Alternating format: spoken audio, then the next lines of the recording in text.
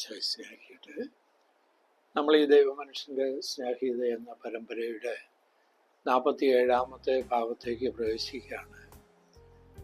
ഇവിടെ നമ്മൾ ധ്യാന വിഷയമാക്കുന്നത് പരിശുദ്ധ കന്യാമറിയം ഉണ്ണീശോയെ താരാട്ട് പാടുന്ന ആ ഒരു സംഭവമാണ്. അത് ദൈവമനുഷ്യൻ്റെ സ്നേഹിത എന്ന ആ ബുക്കിൻ്റെ 1ാമത്തെ വാല്യത്തിലെ 33ാമത്തെ അധ്യായത്തിലാണ് പ്രതിപാദിക്കുന്നത്.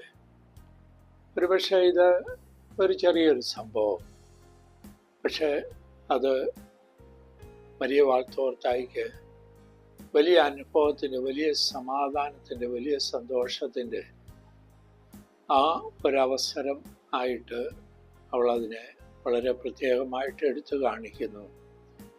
നമുക്കും ആ മരിയ വാൾത്തോർത്ത അനുഭവിച്ച ആ സമാധാനത്തിൻ്റെ, സന്തോഷത്തിൻ്റെ, ആ താളമേളത്തിൻ്റെ ഒരംശം നമ്മളിലേക്കും വന്നു ചേരുവാൻ വേണ്ടി നമുക്കും പ്രാർത്ഥിച്ചുകൊണ്ട് ഇതിലേക്ക് കടക്കാം.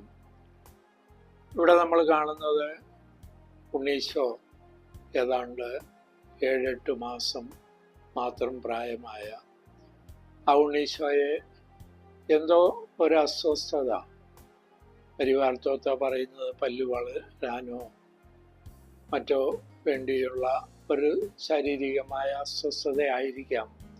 പക്ഷെ ഉണ്ണി ഉറങ്ങുന്നില്ല. ഒരു ദിവസം സായാഹ്ന സന്ധ്യയുടെ സമയത്താണ് പരിശുദ്ധ കന്യാമറിയം ഈ പാട്ട് ആവർത്തിച്ച് ഉണ്ണിയെ ഉറക്കുവാൻ വേണ്ടി പാടുന്നത്. പക്ഷെ മരിയ വാൾത്തോർത്ത ഇത് കേൾക്കുന്നത് സുപ്രഭാതത്തിലാണ്. അവള് കിടക്കയിൽ നിന്ന് എഴുന്നേറ്റിട്ട് പോലുമില്ല, ഉണർന്നിട്ട് പോലുമില്ല. പരിശുദ്ധ കന്യാമറിയത്തിൻ്റെ പാട്ടുകൾ, ആവർത്തിച്ചുള്ള പാട്ടുകൾ, ശ്രുതി മാധുര്യത്തിലുള്ള, താളമേളത്തിലുള്ള, നീണ്ട ഈണത്തിലുള്ള ആ പാട്ട് അവൾ ശ്രവിച്ചുകൊണ്ട് തന്നെ അവൾ നിദ്രയിൽ നിന്ന് ഉണരുന്നത്. അവൾക്ക് എന്താണ് നടക്കുന്നതെന്ന് പോലും അന്നേരം ഒരു നിമിഷത്തേക്ക് പിടികിട്ടുന്നില്ല. അവൾക്ക് മനസ്സിലാകിയപ്പോഴേ അവള് നന്മ നിറഞ്ഞ മറിയമേ അങ്ങേക്ക് സ്തുതി എന്ന് മരിയ വാൾത്തോർത്ത കിടക്കയിൽ നിന്ന് തന്നെ ആ നിറകൈകളോടെ അമ്മയ്ക്ക് സമർപ്പിക്കുമ്പോൾ അമ്മയും ആ താരാട്ട് പാട്ട് പാടുന്നുണ്ടെങ്കിലും അവളെ തിരിഞ്ഞു നോക്കി മകളെ നിനക്കും സ്തുതി എന്ന് അമ്മയും പ്രതിപാദിക്കുകയാണ്. ഈ സംഭവം മരിയ വാൾത്തോർത്ത വിശദീകരിക്കുന്നത് ഇങ്ങനെയാണ്. അവള് ജനലിൽ കൂടി ആകാശത്തിലേക്ക് നോക്കി ആ സ്വർണ്ണ നിറത്തിലുള്ള ആ മേഘങ്ങൾ അവയെല്ലാം ഇങ്ങനെ പാറിപ്പറന്ന് ഒരാട്ടിൻകൂട്ടത്തെ പോലെ പോകുന്നു. എന്നിട്ട് പരിശുദ്ധ കന്യാമറിയം പാടുന്നത് ഇങ്ങനെയാണ്: ലോകത്തിലുള്ള എല്ലാ ആട്ടിൻകൂട്ടങ്ങളും അങ്ങയുടേതാണ്, പക്ഷെ അതിൽ ഏറ്റവും ഇഷ്ടപ്പെട്ട ആട്ടിൻകുട്ടി നീ തന്നെയാണ് മകനെ. ശിശുക്കളെ പോലുള്ള ആട്ടിൻകുട്ടികൾ ആ ശിശുക്കളെ ഉയർത്തുന്ന അനുഭവത്തോടെ. അത് കഴിഞ്ഞ് അവള് ജനൽ പടിയിൽ കൂടി നോക്കുമ്പോൾ കാണുന്നത് ആടുകളെ മേയിച്ച് തിരിച്ചു കൊണ്ടുപോകുന്ന, ആലയിലേക്ക് വൈകുന്നേരം തിരിച്ചു കൊണ്ടുപോകുന്ന ആട്ടിൻകൂട്ടങ്ങളെയാണ്. അവൾ അവിടെയും പറയുന്നത് ഇത് തന്നെയാണ്.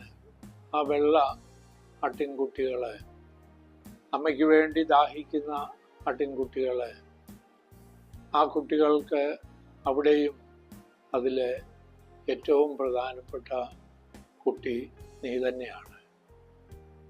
നക്ഷത്രങ്ങളെ കണ്ടുകൊണ്ട് നക്ഷത്രങ്ങളുടെ കൂട്ടത്തിലെ ഏറ്റവും മിന്നിത്തിളങ്ങുന്ന നക്ഷത്രം നീ തന്നെയാണ്.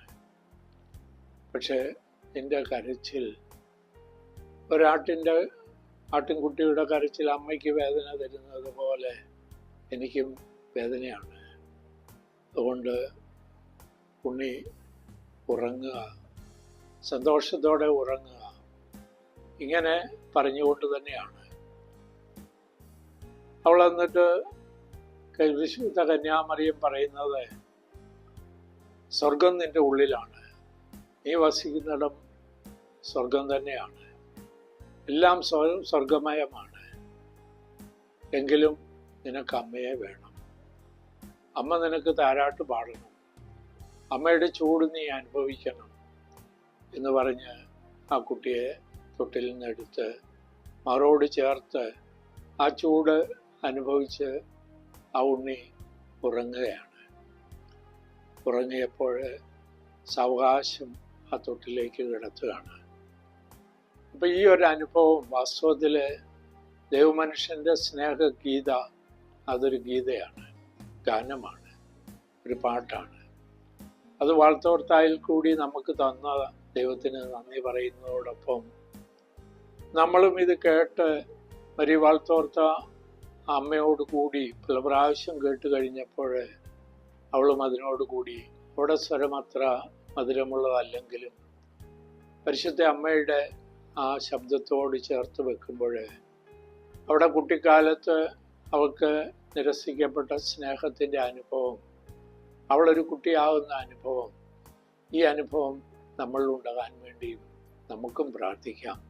നിരന്തരം അമ്മയുടെ മുമ്പിൽ നമുക്ക് കുട്ടികളെ പോലെ ആ നമ്മുടെ കുട്ടിത്വത്തിൻ്റെ അവസരങ്ങളിൽ കിട്ടാതെ പോയ സ്നേഹത്തിൻ്റെ ആ കുറവുകളെല്ലാം പരിഹരിക്കാൻ വേണ്ടി, അതുപോലെ ദൈവമനുഷ്യൻ്റെ സ്നേഹഗീത എന്ന പരമ്പരയുടെ ഒരുതരം അവസാന ഭാഗത്ത് നമ്മൾ കാണുന്നുണ്ട്, ആട്ടിടയനായ യോന അവൻ്റെ മരിക്കുന്ന സമയത്ത് അവനെ ഈശോ അവൻ്റെ അടിമത്തത്തിൽ നിന്ന്, ഉടമയിൽ നിന്ന്, ക്രൂരനായ ഉടമയിൽ നിന്ന് രക്ഷിച്ചുകൊണ്ട് പോവുകയാണ്.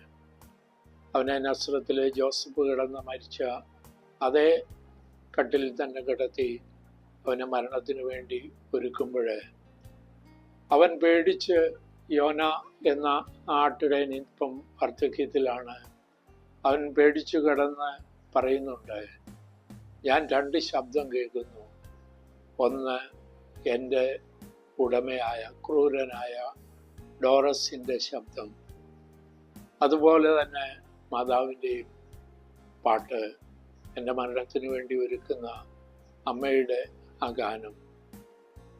ഇതിൽ രണ്ടും എന്നെ ഒന്ന് പേടിപ്പിക്കുന്നു, ഒന്ന് എന്നെ ശക്തി നൽകുന്നു. അപ്പോൾ അമ്മ കൂടുതൽ ഉച്ചത്തിൽ പാടുകയാണ്. ഡോറസിൻ്റെ ശബ്ദം അവിടെ നിന്ന് മാഞ്ഞു പോവുകയാണ്, അവൻ്റെ പേടിയെല്ലാം മാറുകയാണ്.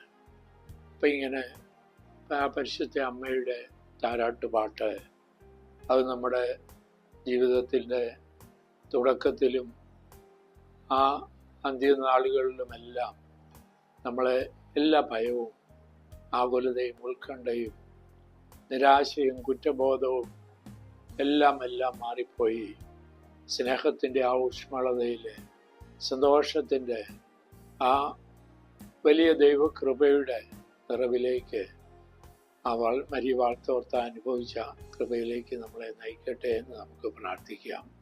ആമേൻ.